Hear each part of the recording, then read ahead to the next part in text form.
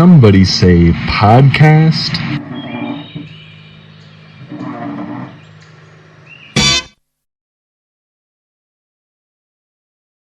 You've always struck me more as a nihilist than anything else. Would you say that's accurate?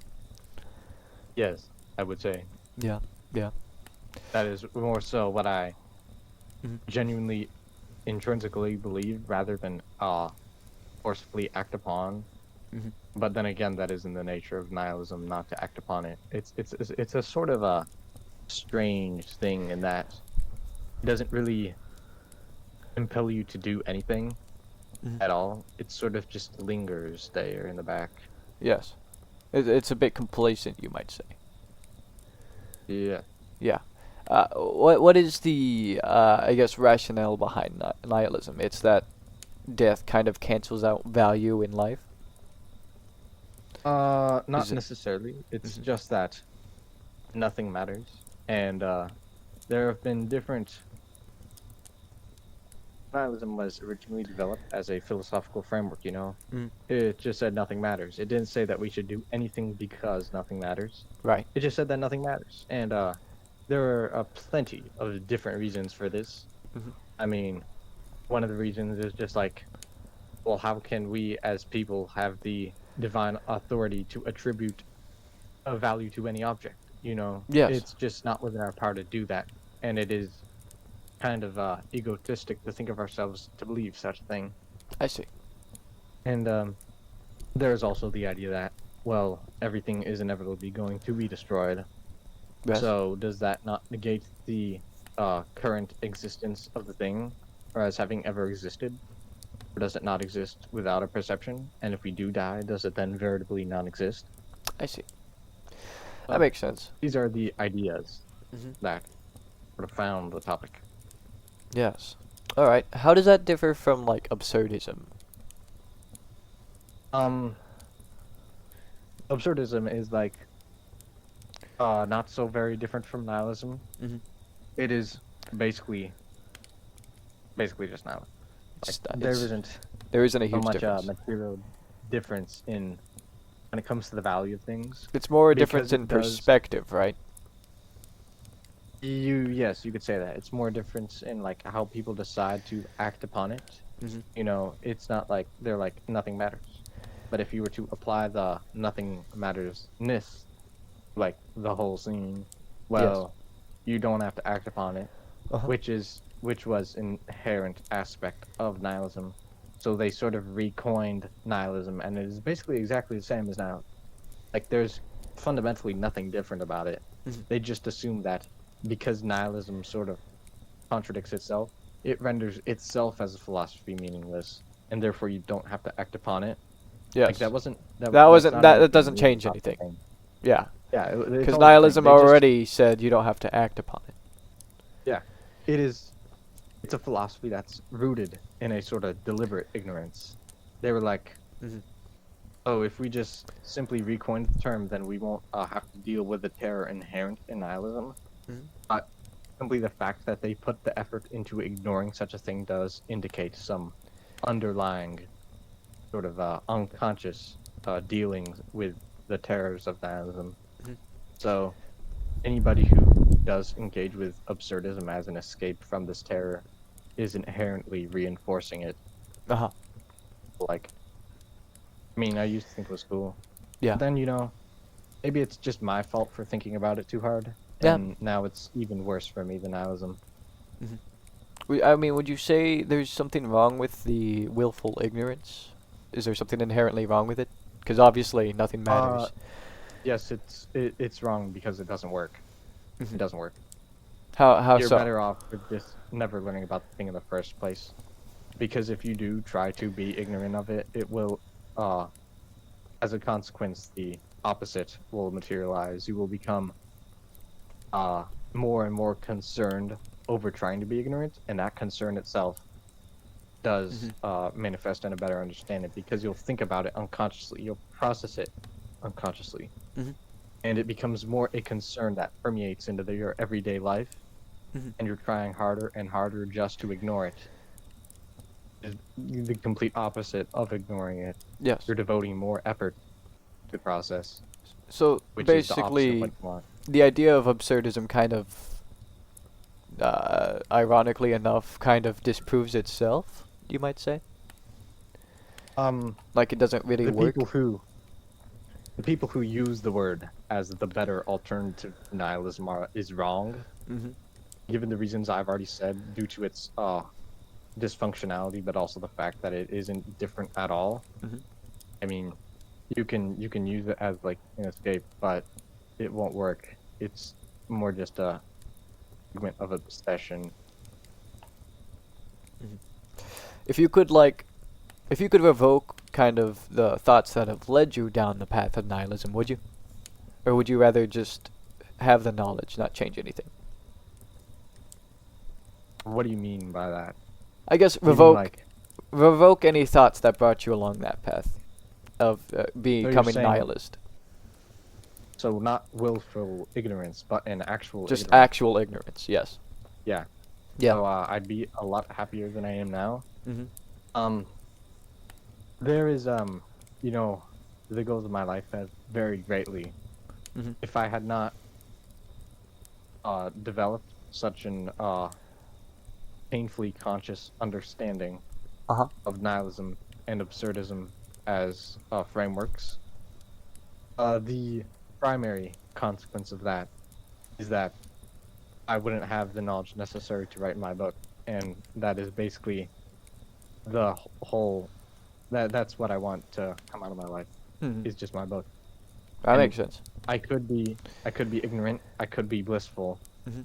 I wouldn't have the conception of even writing a book, and I would be much happier. Yeah.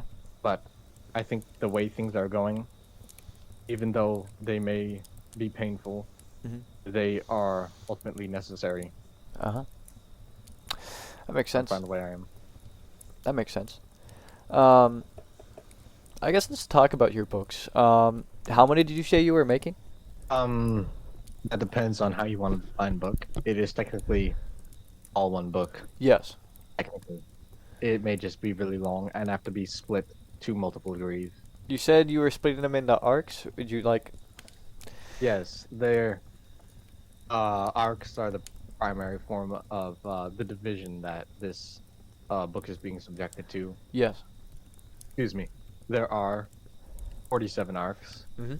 and there's the beginning and every end, which are sort of miniature arcs that precede and succeed the main group of 47 arcs. Yes. All those in total form the whole book. What's the time span of the books, like in universe? Beginning to end, and a little bit past that, about 961 years before, and a little bit after the universe ends. I see. And what would you say is the plot of these books, like the entire overarching plot? That is a great question, and it does vary very much by Mhm. arc. Considering some arcs, I would call them a standalone arc, which basically means you could read it without requiring the context of the prior books. Mhm. And most of these arcs, though there aren't very many, are narrative based, and they're pretty much isolated from the overall thing. Mhm. It would primarily regard a being, a godlike being, who has been revoked of half his soul, and he materializes Wraith to regain his soul Mhm. and enact a revenge on the people who made him, only to steal it from him. I see. Yeah. And how many arcs did you say this was split into? 47. 47. All right. So, I guess what's the motivation behind writing these all? You said they're partially inspired just by your general knowledge, or I guess what you've come to learn over your lifetime? Yes. Yeah, some of the themes do align with a couple of perspectives that I want to sort of import on the Mhm. people who read them. Yes. And that's not really all of it. I mean, it's a conglomeration of a whole bunch of things, like things I learned, things I'm inspired by. Mhm. You know, like to put it in words, so hopefully the workings of my mind will be preserved Yes. for anybody who may be inclined to read about them. When did you start writing them? I knew I started writing them. Well, okay, how do I put this?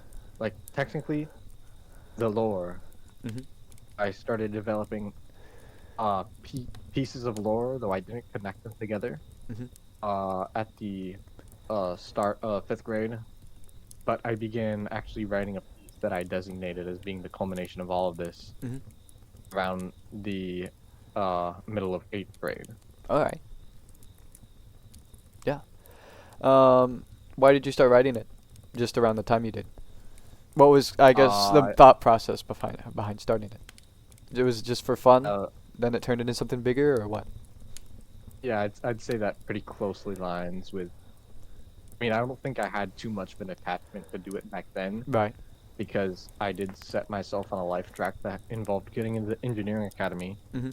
And if I was too passionate about it at the time, I don't think I would have done that. Mhm. So, I mean, it's definitely developed in terms of my attachment to the work. Yeah. I see. Um, what are some of the, I guess, stories? What are your favorites? I well about my favorite, that'd probably be the what I've declared. Well, right now I'm in a sort of process of mixing up a bunch of arcs. I'm Yes. sort of like moving stories to different arcs Mhm. because I'm coming across a little bit of problems when it comes to like them not fitting in a certain span. Yeah. But right now, my personal favorite would probably have to be the 21st arc, Mhm. which is called A New Horizon, primarily because it is about a guy who attempts to let go of the turbulence that had occurred in his path and basically embark on a rebirth Mhm. in order to find death. And I mean, the when I say turbulence past, I mean that occurs in the previous arc, which is quite chaotic in terms of what it involves and how violent it can be sometimes. The 21st arc rather is primarily narrative based Mhm. and occurs in what is a practical social isolation. So it's a lot of introspection, a lot of character development. Mhm. It's not a lot of uh you know physical going around and stuff. And it's primarily my favorite because the main character in that arc is a character that I've projected all my life experience onto. Mhm. So it's basically the story of my life, but rewritten in a different form. I see. So, like, it's a character who most closely represents yourself in terms of the story you're telling, inside the Yes, story you're telling. because all the characters are fundamentally, at least a little bit, Right. carry some bit of myself, but Mhm. this character is more or less the mostly resembling me. Mhm. And don't get me wrong, there is a character. Um, we as the establishment do show up in the later arcs Mhm. as actual characters. That's more of a their cosmic work. Mhm. It doesn't. With this arc, I tried to really reflect both the best and the worst parts of myself. I see. That's neat. Um, Yeah. do you think you sometimes have trouble portraying yourself accurately, or do you think pretty impartially? Well, I try to be. Well, I don't. I'm not completely impartial because there is also the fact that like I need to write the book in Yes. a good and appealing and way that garners literary merit. Yes, Which that I makes can't sense. describe every little detail of myself, but I'll describe the bigger parts of it. The You broader know, parts. yeah. That makes sense. I'd say it's not necessarily difficult, Mhm. but when I think about it, and I do think about it quite a bit, um, I tend to do it accurately enough. Accurately enough to get the job done. Yeah. All right. Yeah. Um, so how does the book series as a whole kind of fit into your views, such as nihilism? Well, I try to avoid taking too particular or unifaceted stances when it comes to the themes of the books. Mhm. In like supporting my own philosophies. Mhm. I tend to be a little more ambiguous when it comes to the themes, which are Yes. quite immaterial. Yeah. But like nihilism in particular, I'll demonstrate in some books social collapse. Mhm. I'll demonstrate the fading memories of some characters. I'll demonstrate characters that lapse into nihilism, and that will in effect show its prevalence as a topic. Mhm. But just because character becomes nihilistic Yeah. doesn't mean that the theme of the book is you should become nihilistic. Mhm. It mostly is the exact opposite because most It's nihilistic characters. Yeah. it's not a life you would want for anyone else. Is that basically it? No, no. I portray it because it's very realistic. I It think in its it portrayal. yeah. That makes sense. So I guess the idea is more so a realistic portrayal than maybe a happy one. Yeah. Or, Prioritizing yeah, that. realistic and visceral portrayal. I Yeah. mean, there are happy portrayals too. Yeah. And because the whole thing as a work is I want to encapsulate basically everything, Mhm. like everything, all I can. Yeah. And there are definitely happy moments in the book, but there are also quite sad moments. And Mhm.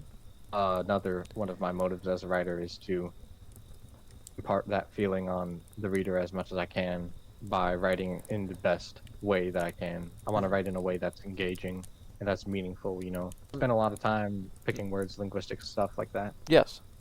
So you spend a lot of time like thinking about what words you want and why you're using them. Is that it?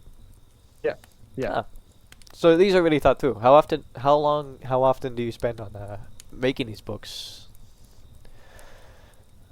It varies for the day. Right. Some day I'll spend like a couple hours. Other days, well, I won't at all. Mhm. But I'm gonna try and do more in college. That's good. Yeah.